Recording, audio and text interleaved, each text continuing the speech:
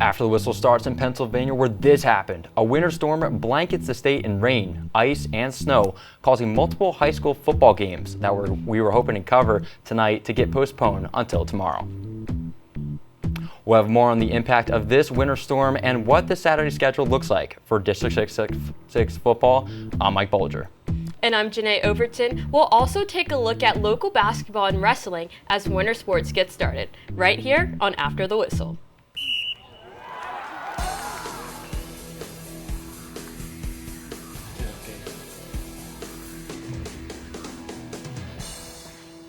Center County's first snowfall since April has covered the county in rain, ice, and snow. The beginning of winter has quickly come before the weekend before Thanksgiving. The cold weather has done more than just make your nose runny. It has canceled high school football playoffs across the Keystone State. As you can see from our radar, a flurry mix has made its way into Center County, causing delays in schedule. Some teams are playing through it, just like we saw in Cleveland the other night when the Browns beat the Steelers through the snow. While some are battling through the cold, many others are staying in their warm homes with their families before enjoying their playoff experiences on Saturday. Even with the snowy weather we are facing, we still have football to cover. Let's take a look at some scores and postponements from the PIAA. Absolutely. We begin in the Single A quarterfinals, where because of weather, Westinghouse and Bishop Guilfoyle were forced to move their game. They'll play at Farrell High School tomorrow at 1 p.m. Moving to 2A, the Bedford Bison and Troy Trojans game went on as planned tonight at 7 p.m. at Lock Haven University. Please check our social media pages for those results. Also at 2A, Cambria Heights and Central Clarion will now play at Armstrong High School tomorrow at 7 p.m. At the 3A level, the Hickory Hornets and Penn Cambria Panthers will be taking the Saturday morning trip to Armstrong High School to play at noon. Getting to 4A, Juniata will play Southern Lehigh at Shamokin High School on Saturday at 1 p.m. Also at 4A, the Clearfield Bisons and Thomas Jefferson Jaguars will also play tomorrow at 1 p.m. This game will be played at Mansion Park in Altoona. Hollidaysburg and Roman Catholic faced off at 5A tonight as scheduled at 7 p.m. at Mechanicsburg High School.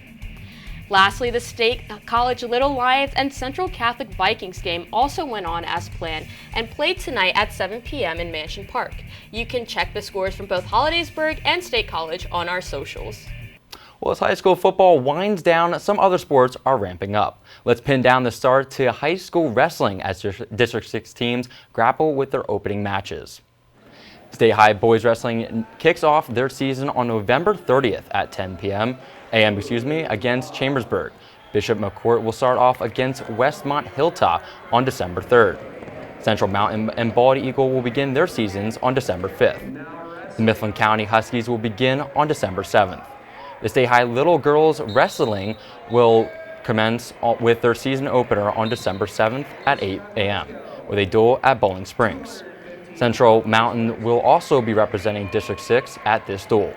This is only the second year girls wrestling is sanctioned sport in Pennsylvania. Now let's take a look at the start of high school basketball season as it kicks off next week in District 6. Mike, seeing this footage shot by our After the Whistle crews of basketball last season reminds me that the State College Little Lions girls and boys team prep for their season openers next week against Hollidaysburg. The boys will take the trip to Hollidaysburg while the girls host the Golden Tigers in State College. Last week, Penn State blew out the Purdue Boilermakers. Quarterback Drew Aller threw for 247 yards and 3 touchdowns. Tight end Tyler Warren led the Nittany Lions in receiving and rushing on his way to winning Big Ten Offensive Player of the Week. Drew Aller is heading out onto the field for the first drive where he rolls out and he's going to dump this one right off to Katron Allen, who takes it in for the first score. Pushes the mask down and kicks the door in. Next drive, Aller flips one to Tyler Warren. What a grab on the side, making it 14-0 Penn State after the first quarter. Jumping to the third, Tyler Warren pounces to the outside. Look at the big man run, untouched into the end zone for second touchdown of the day. Later in the quarter, Drew Aller is going to uncork one after he buys some time. Look at the offensive line. No pressure whatsoever. You see here, rolls out, launches one deep downfield. I couldn't have done it better myself. Penn State went on to win by a final score of 49-10. They remain at number 4 in the playoff rankings. This is tied for Penn State's highest playoff ranking ever, which came in 2019. Penn State will fly northwest to play 6-4 Minnesota tomorrow at 3:30. Our reporter Andrew Matz was at practice this week to see how the team prepared.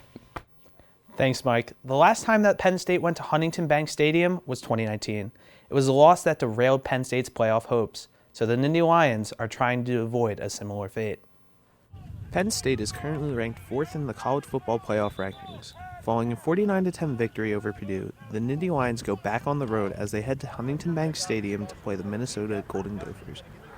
Minnesota is 6-4 this season, with big wins over number 24 Illinois and number 11 USC.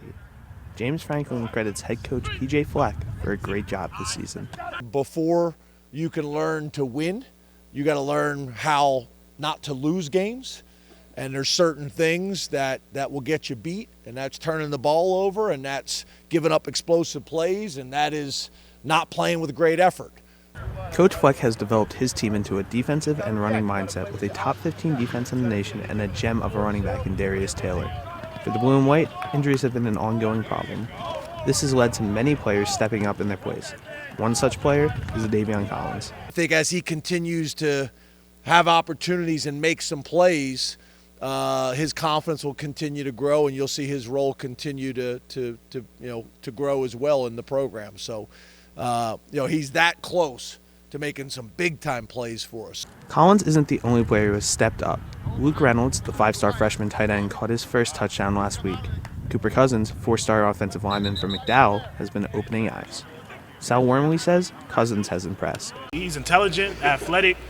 He's got the work ethic, the charisma to do it all.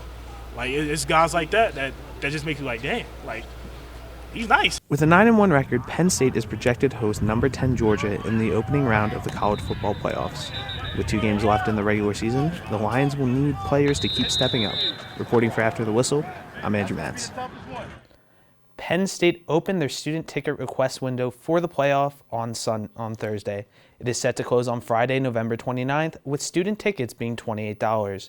The game will be held on either December 20th or December 21st. Thank you, Andrew. Penn State Wrestling officially raised their 2024 National Championship banner Sunday afternoon at Rec Hall. The Nittany Lions began their title defense with a win at home against the Drexel Dragons. Penn State started out dominant with forfeit at 125 pounds, and some close decisions between 133 and 157 gave Penn State the 15-3 lead at intermission. The Nittany Lions did not stop there as they took the rest of the bouts in the heavier weight classes and won the duel overall 41-3. Penn State moves to 1-0 as they head into Sunday's Army Black Knight Invitational. In the Big Ten men's basketball preseason poll, the Nittany Lions were projected to finish 17th in the new 18-team conference. Coach Mike Rhodes has been working hard early to the season to prove the doubters wrong. Through 5 games so far this season, the Nittany Lions are undefeated as they prepare to head down to the Sunshine Slam tournament in Daytona Beach next week. Their 5-0 record is their best start to the season since the 2019-2020 season. That's all this week for After the Whistle. For more updates about our show and coverage for games, follow us on our Twitter, Instagram, and TikTok at ATWPSU. I'm Janae Overton. And I'm Michael Bulger. With Thanksgiving break here for Penn State students, we will not have a show next week. We will be back December 6th with local football, basketball, and wrestling highlights right here on After the Whistle.